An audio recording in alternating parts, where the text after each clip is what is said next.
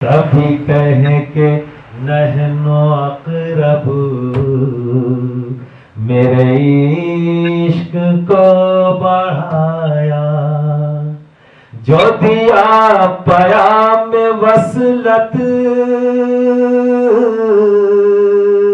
جو دیا پیام وصلت، تو وہ بولے لن ترانی، مجھے ساقیا پلا دے وہ شراب ارغوانی، کہ رہے سرور دل میں، ملے لذت معانی۔ اللہ ہم سب کے قلب اپنے حبیب اور اپنا عشق عطا فرمائے، یہی کامیابی ہے، زندگی کی اصل کامیابی ہے۔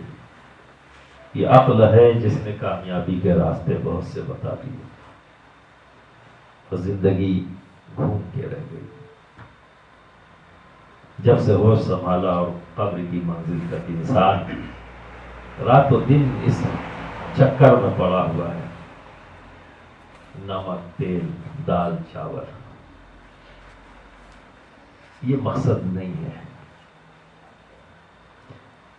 اللہ رب العزت نے یہ پوری کائنات بنائی، کتنا خوبصورت بنایا، جہاں بھی دیکھیے، جس طرف بھی دیکھیے، اس کے قدرت کے منظر کو جب نظر سے سامنے ہوتا ہے، مناظر دیکھنے کے بعد خود بخود زبان سے نکلتا ہے سبحان اللہ۔ اس کی بڑائی خود بخود زبان سے نکل جاتی ہے۔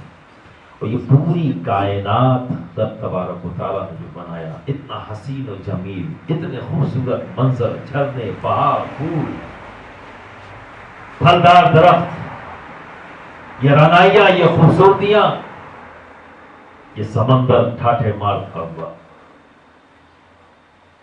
اور اس میں انواع و اقسام کی چیزیں پیدا کر دی جس سے تم فائدہ اٹھاؤ، یہ زمین بنائی جس سے تم فائدہ اٹھاتے ہو، ہر چیز تمہارے لیے، اور ہر کائنات کی ہر چیز تمہارے لیے رب نے بنائی ہے، اور اس اجازت کے ساتھ ہر بندے کو میں نے تمہارے لیے بنائی، اس کا استعمال کرو جیسے چاہو۔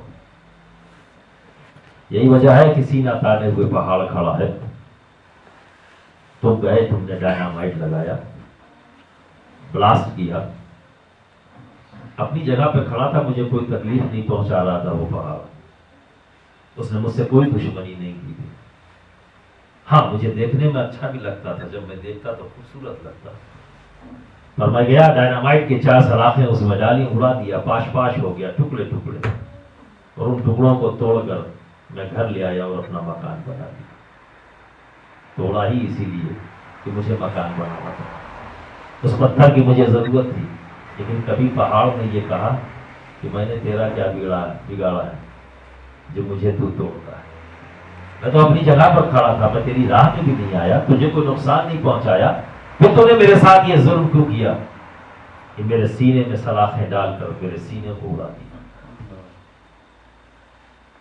جس پیڑ کے نیچے آپ بیٹھ کر سورج کی تپش سے سایہ حاصل کرتے تھے، وہ پیڑ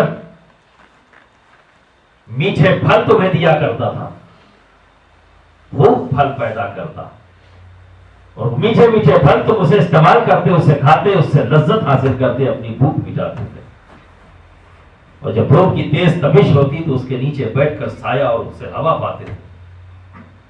زندگی کی اہم ضرورت ہے آکسیجن، وہ تمہارے لیے پیدا کر رہا تھا۔ ایک دن تم نے آری اٹھایا اور اس پورے پیڑ کو کاٹ دیا۔ جتنے بھی اسٹوڈنٹس بیٹھے ہیں جو سائنس جانتے ہیں، انہیں پتا ہے کہ پیڑ میں زندگی ہوتی ہے، جب تم اسے پانی دیتے ہو تو مسکراتا ہے، وہ اپنے مالک کو پہچانتا ہے، جو اسے پانی دیتا ہے، جو اس کے خیال کرتا ہے۔ جب وہ انسان اس پیڑ کے قریب سے گزرتا ہے تو اس کی شاخیں ہلتی ہیں، اس کا استقبال کرتی ہیں، مسکراتا ہے۔ کل تک لوگوں کی سمجھ میں نہیں آتا، پر سائنس کے انویشن نے آج بتا دیا کہ پیڑ میں زندگی ہے اور احساس بھی ہے۔ سوچو اس زندہ پیر پر تم نے آری چلائی. کبھی بولا اے انسان میں تو تجھے سایہ دیتا تھا, میں تجھے میٹھے پھل دیتا تھا, میں تیرے لیے آکسیجن پیدا کرتا تھا جو تیری زندگی کے لیے ضروری ہے. آج تم نے اچانک میرے سینے پر آری چلانا شروع کر دیا. میرا جرم کیا ہے؟ کبھی پوچھا نہیں پوچھا, کٹتا گیا, اف نہیں کیا. یہ شور مچاتی ہوئی ندیاں, گنگناتے ہوئے پانی, نغمے گاتے ہوئے بہتے ہوئے پانی, آزاد پانی, یہ خوبصورت پانی, خوبصورت منظر پیش کرنے والا پانی. آپ پہنچے, ایک بالٹی لیا, اس میں ڈالا اور کھینچ لیا پانی. آزاد تھا, مقید کر دیا. وہ کھلا تھا, اپنی مرضی سے جہاں چاہتا جاتا, گنگناتا ہوا, رقص کرتا ہوا. وہ اپنی موج میں, اپنی مستی میں تھا, چلا جا رہا تھا. آپ نے بالٹی ڈالا, کھینچ لیا, اس کی آزادی تم سے چھین لی تم نے. وہ کہیں سے کہیں جانا چاہتا تو تم نے بالٹی منہ سے بھر لیا. بولا اے انسان کیوں تم نے مجھے مقید کر دیا؟ وہی پانی کہیں مسجد کے صاف کرنے میں, کہیں ٹوائلٹ صاف کرنے میں.